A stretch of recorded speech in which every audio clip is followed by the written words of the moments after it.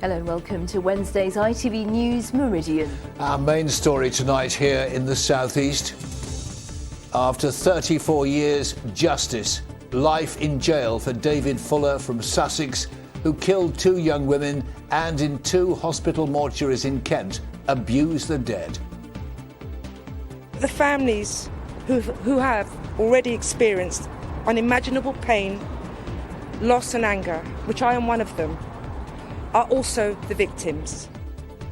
An exclusive interview with one relative who tells of her unimaginable horror when she learnt what happened to her mother. It's hard to carry on with the grieving process as well. And also I'm glad that my dad is not here, wasn't here to hear what had happened. And the detective work that led police from a bedsit in Kent and a lonely marsh to Fuller's arrest. I talk to the man in charge. He is a modern-day Jekyll and Hyde, is he not? That's a really good description of him, yes. He's a monster. Good evening. Double murderer David Fuller has today been sentenced to life in prison and told he will die in jail for the murder of 2 young girls and for the abuse of dozens of bodies in hospital mortuaries. The family man, who was a hospital electrician, used his position to commit and then to cover up his unspeakable crimes.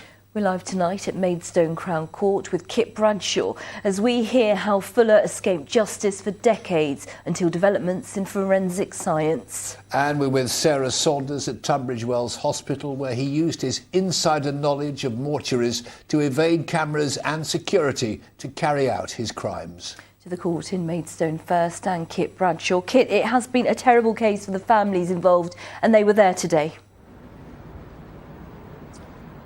Yes, the court heard hours of impact statements from David Fuller's victims, many of whom travelled here today to address the judge in person, because of course this wasn't just the sentencing of the man responsible for what became 2 of Kent's most notorious unsolved murders, but also the man responsible for a catalogue of unspeakable abuse in hospital mortuaries.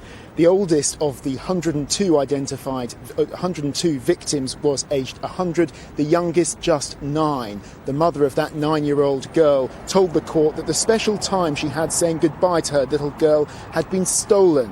The man has taken everything I have. The judge said David Fuller, who's 67 and was from Heathfield in East Sussex, lived an outwardly mild and ordinary life, but in seclusion committed acts of the deepest darkness. And for the offences in the 2 hospital mortuaries, she sentenced him to a total of 12 years. But as you say, he will die in prison. And that's because for the murders of Wendy and Caroline Pearce, which became known as the Bedside Murders, she jailed him for life with no possibility of parole. And a little earlier today, Pam Nell, Wendy's mum, said that she was sad that her husband, Wendy's father, wasn't here to see justice done. Well, he won't do it again, will he? So that's the main thing. How did you feel when you heard about the hospital? Shocked. Because we hadn't heard nothing about, didn't know anything about it until the end.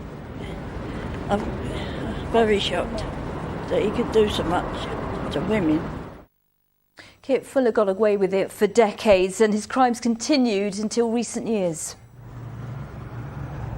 Yes, and the judge today actually commended some of those Kent police officers whose persistence was able to bring David Fuller to justice. My colleague Tony Green reports on the advances in DNA science and the persistence of those detectives which were able to finally crack this cold case.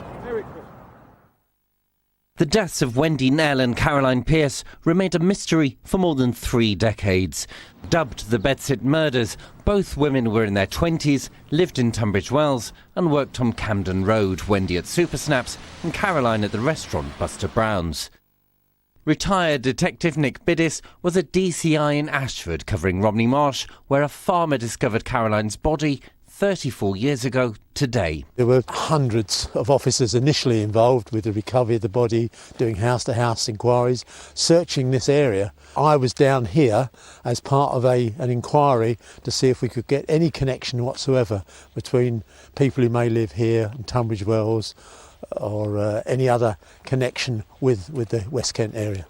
she'd disappeared for 3 weeks and her body had been in a ditch for we don't know how long, but there was still DNA evidence that could be recovered. Well, that's absolutely remarkable, I've got to say. Bearing in mind this was 34 years ago, in 1987, when DNA was still very much in its early stages of development. There was no DNA database, and her body had been in this water, in one of these ditches, for almost certainly 2 or 3 weeks. And the chances at that stage of any recovery of any forensic harvest from a DNA point of view would have been almost impossible. But DNA was recovered from both women and regularly reviewed. But there was no lead, and then scientists searched for familial DNA. When someone is arrested for a matter, we will take their DNA. That will be loaded onto the National DNA Database. With familial DNA, you'll have a crime scene stain that is unknown on the National DNA Database, so it effectively doesn't match any of the 6.5 million profiles there. So it's a way of looking in for the scientists and the very clever programs that have been written to basically draw up a list of people or individual profiles that are similar. That search led to David Fuller. Hello. Morning. David, it's the police. Hello. We need to come and speak to you. Oh, yes. Once he was in custody, evidence began to mount. His DNA was at both crime scenes. A shoe print and blood on a blouse at Wendy's home matched a specific type of trainer photos of Fuller show him to wear.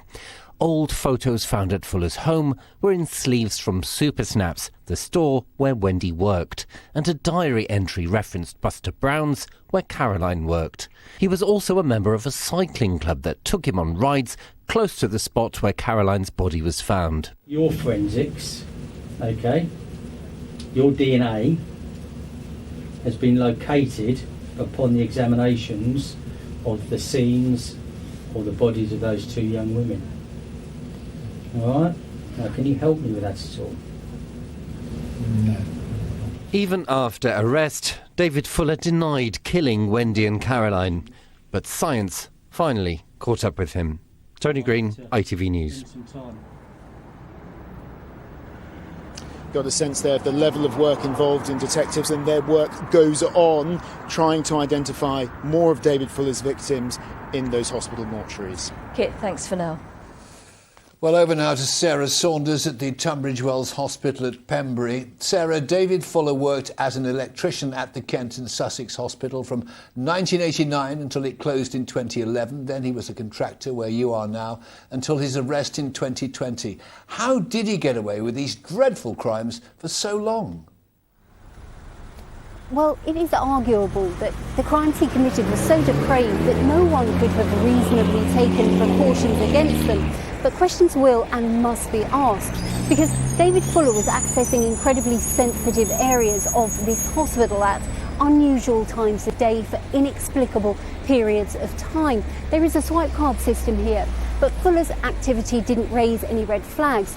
There is CCTV, but not in places where he was able to commit his awful crimes. And there is also guidance on the oversight of contractors in mortuaries, but that could have been a blind spot where Fuller was concerned. We've been having a look at how the security systems held up when the danger came from the inside. David Fuller was the threat from within.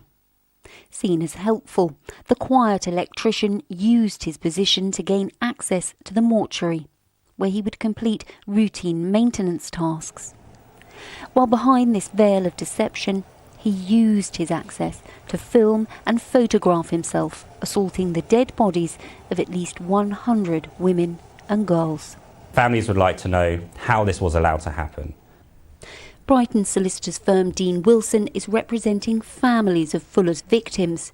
They want to know why the NHS security systems didn't stop him. Where were the safeguarding measures that were supposed to prevent this, and how did they fail? Secondly, the families would like to ensure that there are proper structures now in place throughout not just this hospital, but the wider NHS and the NHS organisations to ensure that this type of thing can't happen again. How did it happen? Fuller had a swipe card for the mortuary because he sometimes needed to do maintenance work there. He knew when staff went home and Fuller worked the night shift. Hospital porters could have come down to the mortuary at any time. They would have entered through the receiving room on the left. On this side, there were CCTV cameras. Fuller realised he could access the post-mortem room on the other side, where there are utility rooms.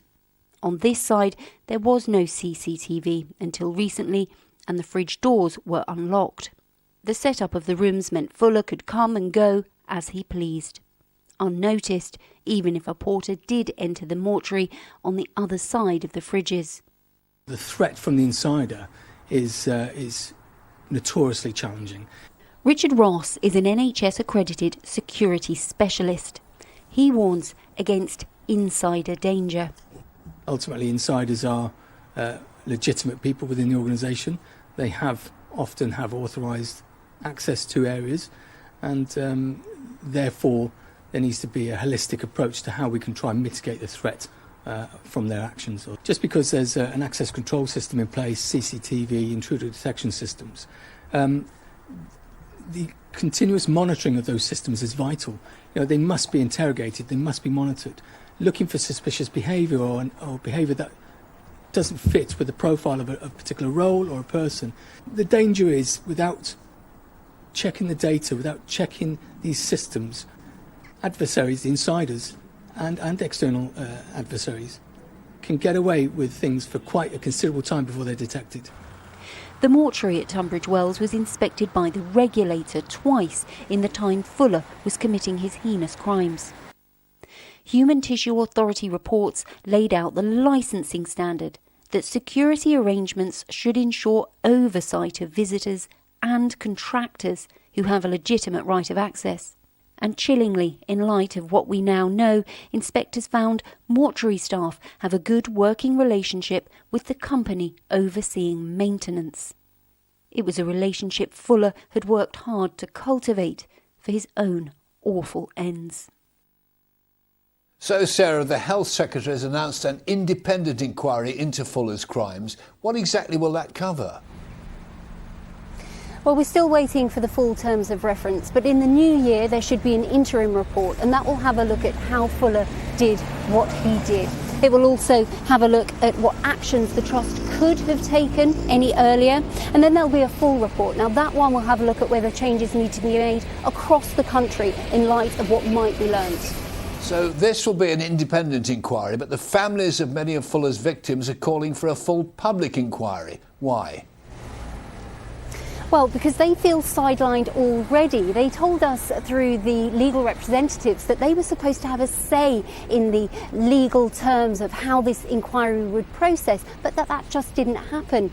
It is the families that bear the burden of the crimes that Fuller committed, and they feel the only way their voices will truly be heard is with a full public statutory inquiry. Now, that would mean they have the legal right to be involved. They have the right to submit questions. They have the right to legal representation, and also that there would be greater powers for the people running the inquiry. Well, the mother of Azra Kamal told us she wants to hear more from the man behind this investigation, Jonathan Michaels.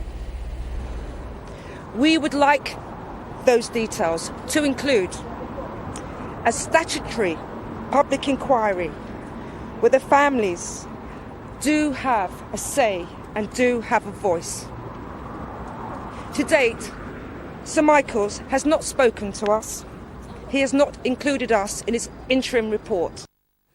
Sarah, that from the relative of one of the victims. Thank you so much, which means we can return now to Kit Bradshaw. And Kit, you've been speaking to a daughter devastated by Fuller's crimes.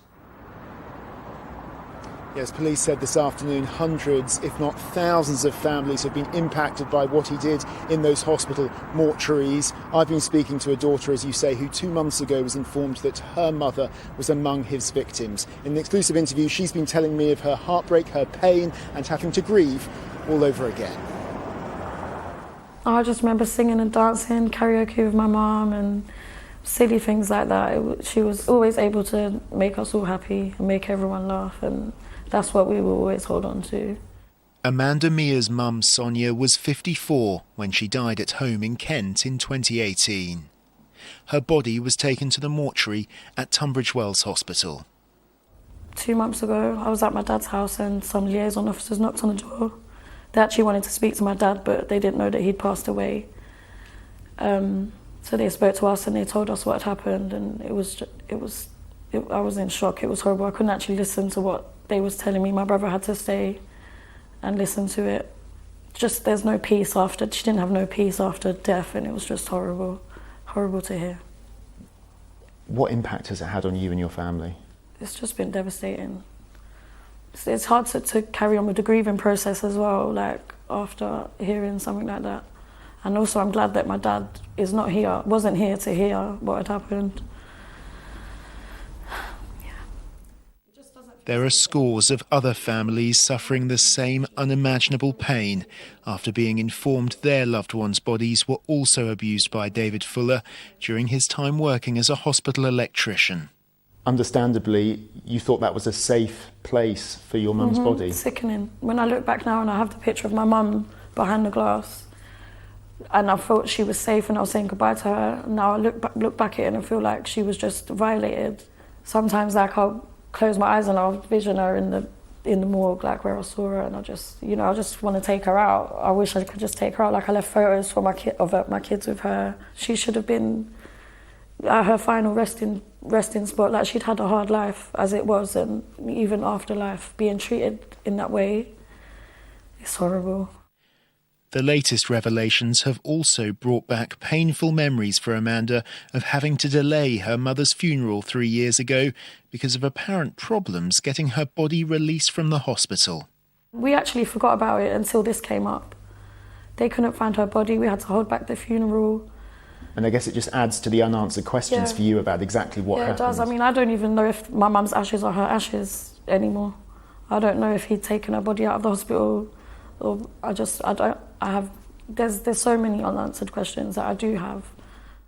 A spokesperson for the Maidstone and Tunbridge Wells NHS Trust told us the Trust is in contact with Sonia's family to reassure them that there is no question of her body being lost. We're continuing to offer Sonia's family all the help they may need.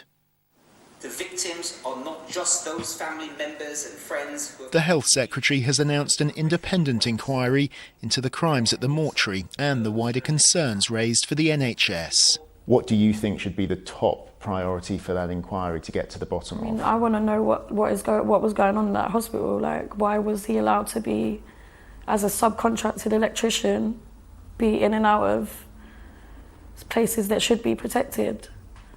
Amanda is trying to focus now on the future and is determined to see that the forthcoming inquiry has all the resources and powers it needs to get to the truth.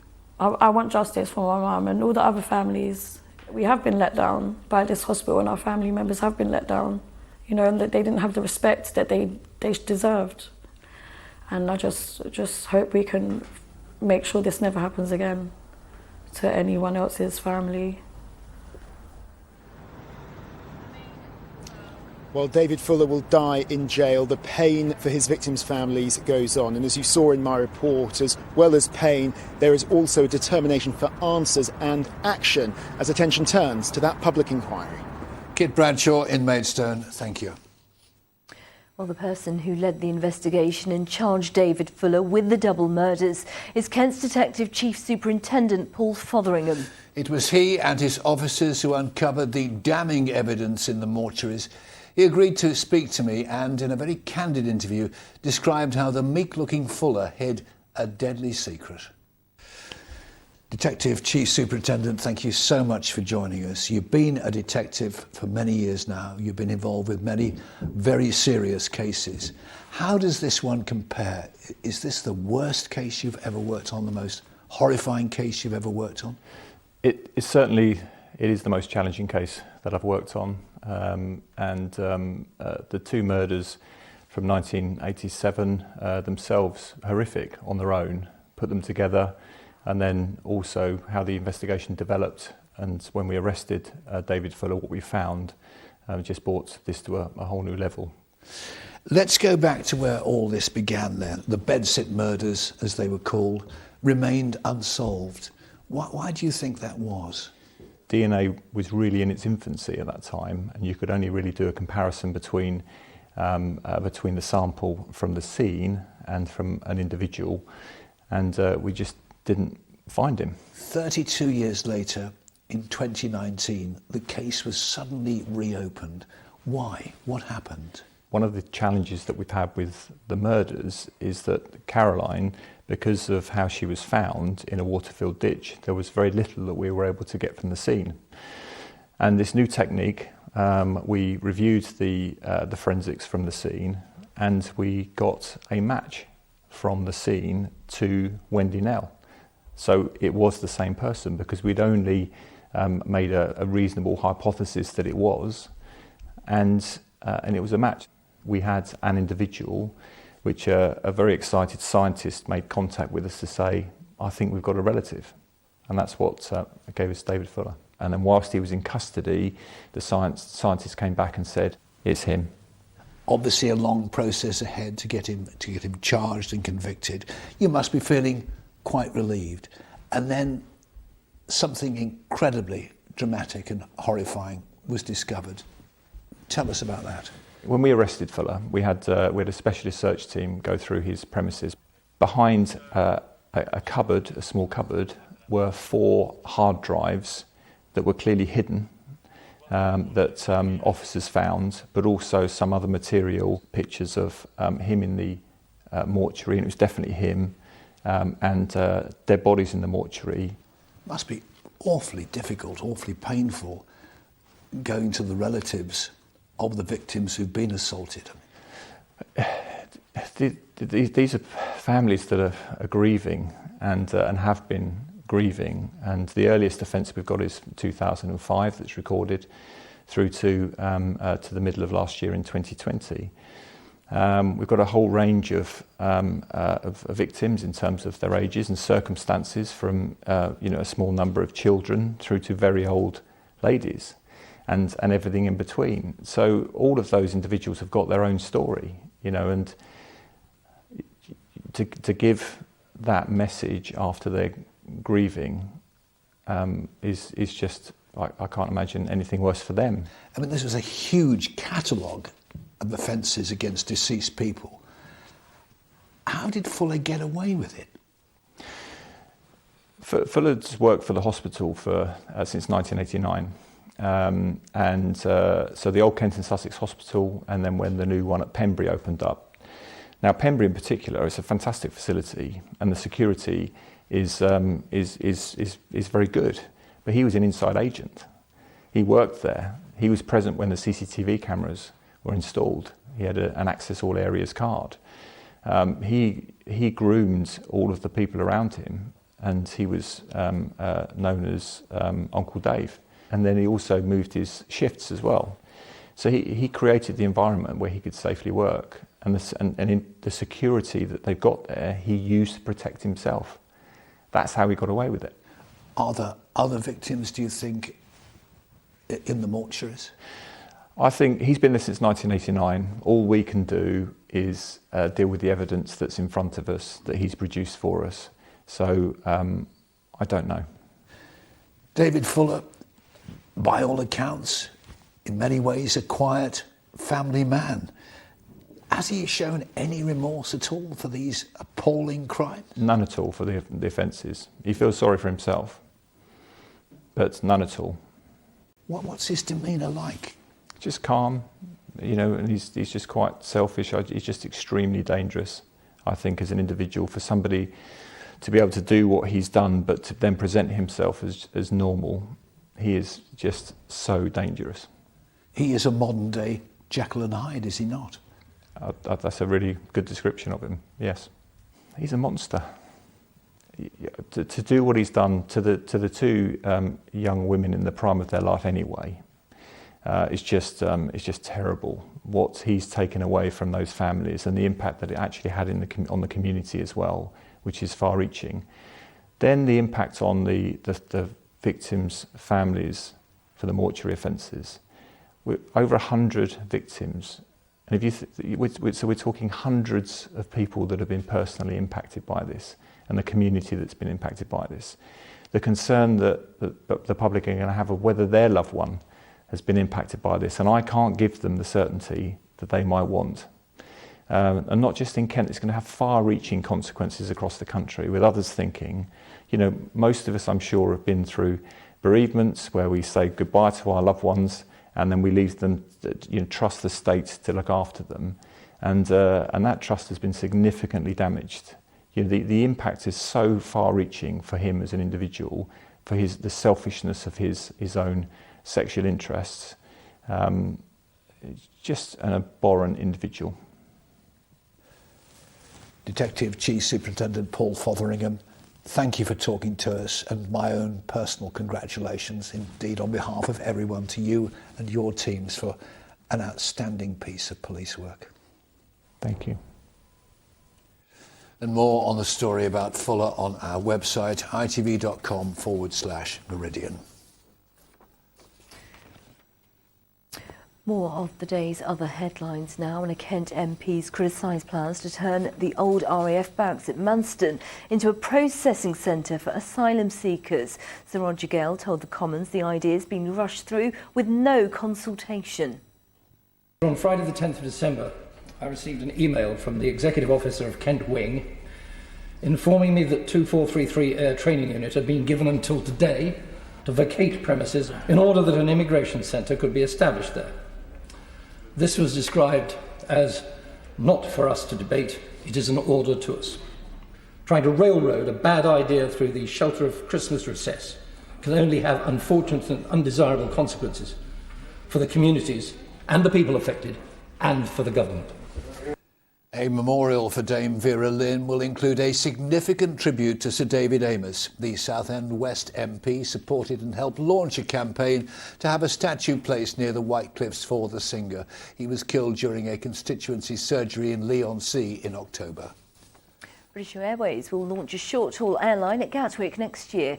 It will operate under the company but will be entirely separate, called BA Euroflyer. It will fly to destinations including Athens, Berlin and Ibiza. The flights, which will start in March, will be in competition with EasyJet. Right, time now for a look at the weather forecast. Here with all the details is Philippa Drew.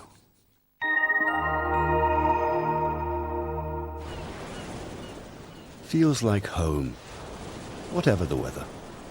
Valent Boilers and Heat Pumps sponsors ITV Meridian Weather.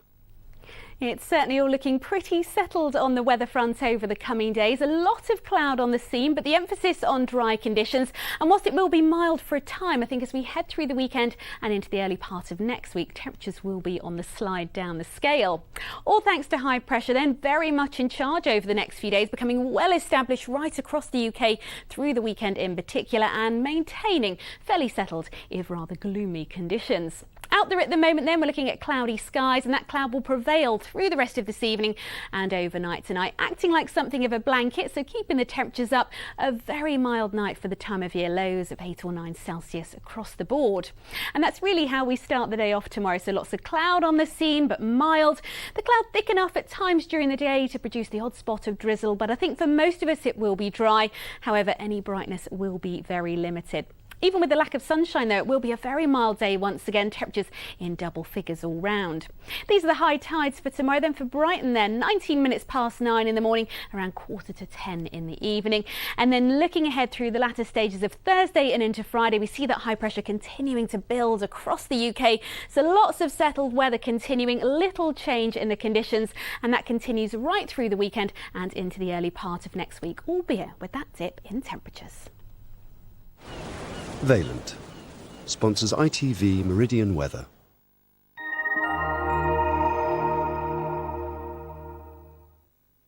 And in just a moment, the ITV Evening News continues here with Mary Nightingale. For now, though, from the team here at ITV Meridian, thank you very much for watching. Take care and good night. Bye-bye.